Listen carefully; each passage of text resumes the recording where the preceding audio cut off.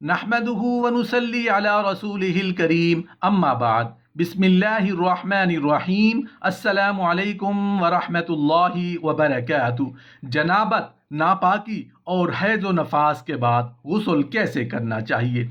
नापाकी के बाद गुस्ल करने का तरीका क्या है? मोहतरम नाजरीन, इस्लाम में ज़ाहिरी और बातनी पाकीज़गी का हुक्म दिया गया है। दीन इस्लाम का पहला सबक ही तहारत है।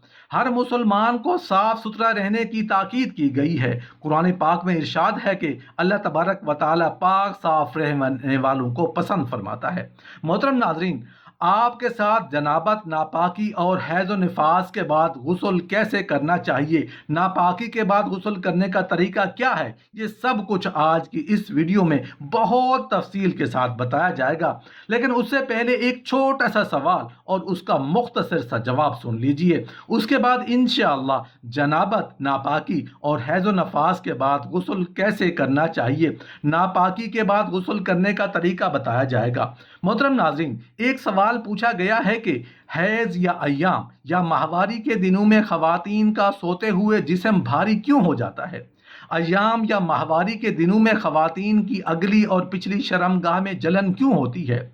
हैज़ या अय्याम या माहवारी के दिनों में शर्मगाह की जलन का इलाज क्या है?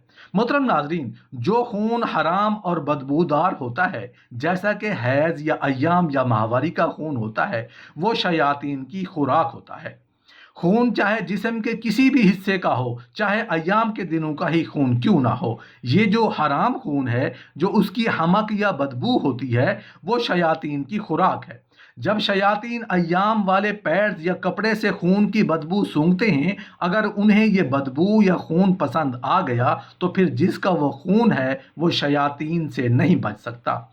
अक्सर ख़वातीन आपको बताएंगी कि हैज़ या अय्याम के दौरान मेरी छाती पर दबाव पड़ता है, मैं जकड़ जाती हूँ, या ख्वाब के अंदर मेरे साथ शयातीन वो करते हैं जो नहीं करना चाहिए, यानी हम बिस्तरी करते हैं। उन औरतों की निशानी ये होती है कि उनकी पेशाब वाली जगह जलेगी। अगर वो बदफेली करते हैं तो उनके पाखाने वाली जगह भी जलेगी, क्योंकि शयातीन को अल्लाह ने आग से बनाया है। जब ये आग बार बार ख़वातीन के अंदर आएगी तो वो ख़वातीन ला इलाज बीमारियों का शिकार हो जाएंगी। और पहली अलामत ये होगी कि औरतों के अय्याम आगे पीछे हो जाएंगे, कभी बंद हो रहे होंगे और कभी खुल रहे होंगे। जब ये अय्याम आपके ख़राब हो गए तो उसके बाद अलामत आएंगी कि औरतें मोटी होंगी, औलाद पैदा करने के काबिल नहीं रहेंगी, उसके बाद उनके जिस्म पर बाल आ जाएंगे, मोटापा आ जाएगा। अब सोचने वाली बात है, बल्कि सवाल है कि इस सारे मसले का हल क्या है? मोहतरम नाजरीन सामीन, हैज़ या अय्याम या माहवारी के दिनों में ख़वातीन जो कपड़ा या पैड्स इस्तेमाल करती हैं, इस्तेमाल के बाद बाहर कूड़े में फेंक देती हैं। ख़वातीन पैड्स या इस्तेमाल शुदा कपड़ा ज़मीन में दबाने का तो सिस्टम रहा नहीं, तो ख़वातीन को चाहिए कि वो अपने पैड्स को कूड़े में फेंकने से पहले उस पर पानी बहा दें, जिससे उस गंदे खून की तासीर ख़त्म हो जाएगी। अगर उस कपड़े या उन पैड्स को शयातीन सूंघते भी हैं तो वो आप तक नहीं पहुंच सकेंगे। पानी बहाने से क्या होगा कि जो खून की रंगत है वो ख़त्म हो जाएगी या कम हो जाएगी। मोहतरम नाज़रीन, जनाबत, नापाकी और हैज़ व नफास के बाद गुस्ल कैसे करना चाहिए? नापाकी के बाद गुस्ल करने का तरीका क्या है? गुस्ल खाने में जाने से पहले बाहर खड़े होकर बिस्मिल्लाह कहें।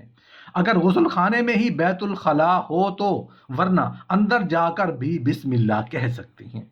गुस्ल करने से पहले इस्तिंजा कर लीजिएगा, फिर उसके बाद गुस्ल करने की नीयत कर लें, पाकी की नीयत कर लें। अल्फाज अदा करने की कोई इतनी ज़रूरत नहीं, बस दिल में नीयत कर लें कि पाकी हासिल कर रहे हैं। नियत नहीं भी करेंगे तो भी गुस्ल हो जाएगा, लेकिन गुस्ल का जो सवाब मिलता है वो नहीं मिलेगा, इसलिए नियत कर ले। नियत करने के बाद बिस्मिल्लाहिर्रहमानिर्रहीम पढ़नी है। गुस्ल खाना और बैतुल खला साथ है और बैतुल खला बिल्कुल साफ है तो आप आवाज़ से भी बिस्मिल्लाहिर्रहमानिर्रहीम पढ़ सकते हैं। और अगर गुस्ल और खाना और बैतुल खला एक साथ हैं और बैतुल खला में गंदगी है और साफ़ नहीं है, और गुस्ल खाना और बैतुल खला के दरमियान कोई आड़ नहीं है, पर्दा नहीं है, तो फिर ज़ुबान से बिस्मिल्लाहिर्रहमानिर्रहीम नहीं पढ़नी, बल्कि दिल में ही बिस्मिल्लाहिर्रहमानिर्रहीम पढ़नी है। और फिर गिट्टू तक हाथ दोनों को धोना है। उसके बाद इस्तंजा वाली जगह यानी शर्मगाह को धो लें। अगर नापाकी लगी हो तब धोना तो बहुत ज़रूरी है, और अगर ना लगी हो तब भी धो लेना बेहतर है। फिर उसके बाद मुकम्मल वज़ू करना है। अब दुआ का मसला वही है कि अगर साथ में बैतुल खला है और वहाँ गंदगी है तो आप दुआ नहीं पढ़ेंगे, और अगर वहाँ कोई आड़ है, पर्दा है, गंदगी मौजूद नहीं है तो दुआ पढ़ सकते हैं। गुस्ल के लिए अलग से कोई दुआ नहीं है। वज़ू में कुल्ली बहुत अच्छी तरीके से करनी है। इसके बाद नाक में पानी भी अच्छी तरीके से डालना है। पानी नाक की नरम हड्डी तक पहुंच जाए, और कुल्ली में गरारा भी कर लेना बेहतर है, लेकिन ये ज़रूरी नहीं है। वज़ू मुकम्मल कर लेना है। अगर आप जहाँ पर गुस्ल कर रहे हैं वहाँ पर पानी जमा हो रहा हो तो पाँव नहीं धोने, बल्कि जब मुकम्मल गुस्ल करके बाहर निकलना हो तो फिर पाँव धोकर निकलेंगे। और अगर ऐसी जगह है कि जहाँ पानी जमा नहीं होता तो वहाँ पर वज़ू के दौरान ही मुकम्मल वज़ू के लिए पाँव भी धो लीजिएगा। इसके बाद किसी बर्तन वगैरह से पानी लेकर दाहिने कंधे पर 3 मरतबा डालना चाहिए, और फिर उसके बाद बाएं कंधे पर 3 मरतबा पानी डालना है, और फिर सर पर 3 मरतबा पानी डालना है। और इसमें दूसरा तरीका ये भी है कि कर सकते हैं कि पहले सर पर 3 मरतबा पानी डालें, फिर दाहिने कंधे पर और फिर बाएं कंधे पर 3 मरतबा पानी डालें। ये दोनों तरीके बिल्कुल सही हैं। इन दोनों में से आप किसी पर भी अमल कर सकते हैं। फिर उसके बाद जिस्म को अच्छी तरह से रगड़ें, बिल्कुल अच्छे से साफ सुथरा कीजिएगा। फिर अगर सर के बाल खोलने हैं तो खोल लें, वरना बाल बगैर बाल खोले गीले हाथ बालों की अंदर ले जाकर बालों की जड़ों और सर की जिल्द को खूब गीला करें। अलबत्ता हाइज़ा औरत अपने बाल ज़रूर खोले। शैम्पू या साबुन लगाना है तो लगा लें, ये गुस्ल का लाजमी हिस्सा नहीं है। अब सर पर 3 बार पानी डालें कि साबुन या शैम्पू बालों से निकल जाए। अब जिस्म के दाएं तरफ 3 बार पानी डालें, फिर बाएं तरफ 3 बार पानी डालें।